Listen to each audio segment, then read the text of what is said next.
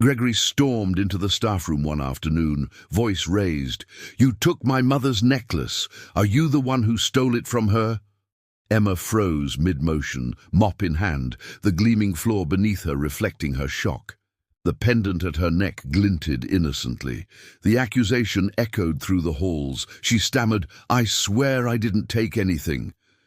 Her voice trembled. Gregory raised his phone. "I'm calling the police." The other staff looked on, stunned. Mr. Jenkins, the gardener, averted his eyes. Mrs. Hawthorne gripped her wooden spoon until her knuckles turned white. Emma's throat closed. That pendant, her only link to a childhood lost, found at a bus station when she was 4, with no memory of family, was now the evidence of her guilt. The police arrived. Investigator Kane entered the drawing room, asked everyone to remain calm. Gregory held up a photo on his phone, his mother's pendant.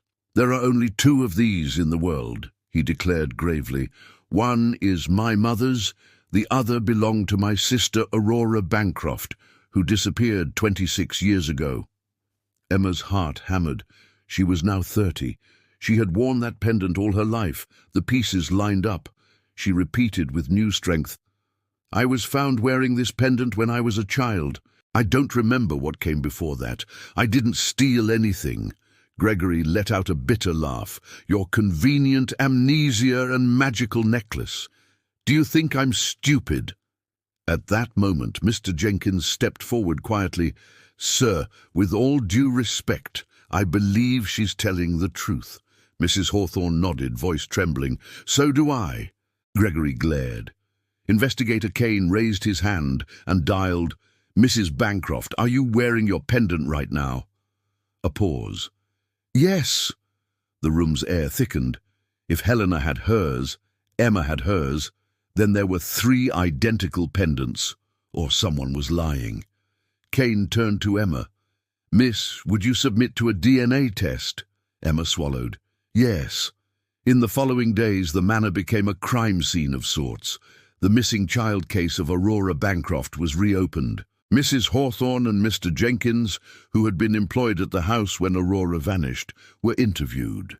Mrs. Hawthorne's voice cracked as she recounted long-time suspicion of Uncle Victor, Gregory's avaricious uncle, who'd always feared the niece would inherit everything.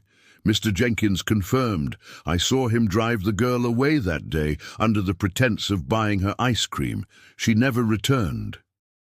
Victor Bancroft finally broke under pressure, confessed to abandoning Aurora at a bus station in the city of Elmwood, hoping the family fortune would pass only to Gregory.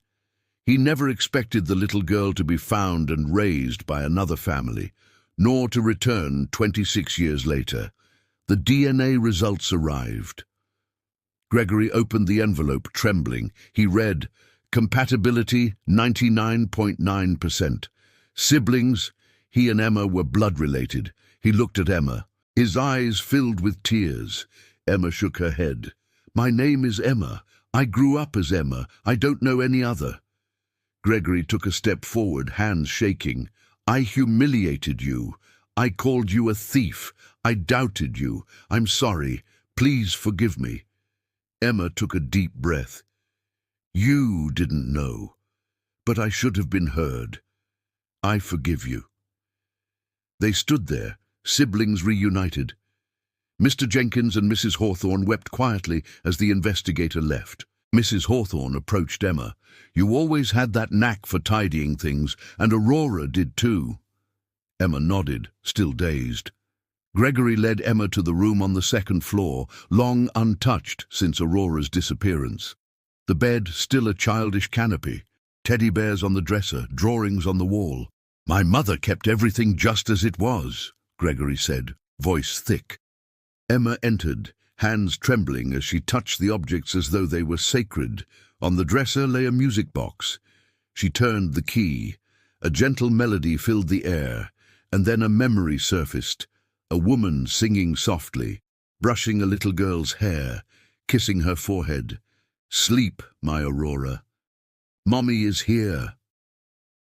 Emma collapsed to the floor, sobbing. I remember her."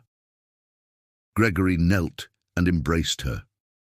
For the first time in 26 years, they were together again. Their journey took them to Helena's countryside estate in Highlands Valley, in the state of Georgia. The drive was silent. Emma gazed out the window, heart beating fast. When the door opened, Helena stood framed in the doorway. Her eyes scanned Emma's face, freezing. "Aurora," she whispered. Emma stepped forward. "Hi, Mom." Helena collapsed into her arms. She wept, laughed, wept again. "My daughter, you came back."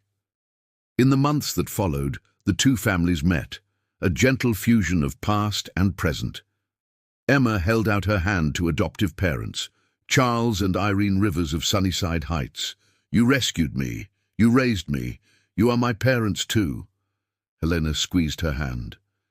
"Thank you. Thank you for caring for her when I couldn't." Irene sobbed. Charles cleared his throat. "She's special. We did what anyone would." "No," Helena said firmly. "You did what few would. I am forever grateful." Gregory changed after it all. He became kinder, more attentive, less quick to judge. He and Emma grew close. "You made me human again, sis," he joked.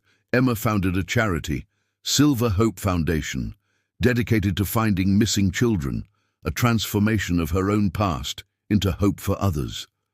The pendant became its symbol. Mr. Jenkins and Mrs. Hawthorne remained part of the household, but now as family. Sunday lunches, celebrations, they belonged. The mansion ceased to be just a grand building and became a home. 6 months later, on Emma's birthday, the entire family gathered. Helena presented her with a gold ring set with an emerald. "This ring has belonged to the women in our family for generations. Now it's yours." Emma slipped it on and smiled. Gregory raised a glass of grape juice, since Emma didn't drink alcohol. "To my sister, who taught me that judging by appearance is the biggest mistake, who taught me about forgiveness, family, love. I judged you wrongly. You gave me a second chance. I promise to be the brother you deserve." They all toasted. Mr. Jenkins launched fireworks in the garden because he loved fireworks and no one stopped him.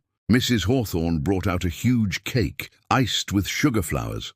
Emma looked around and realized she had two families, two histories, but one heart, and this heart was whole.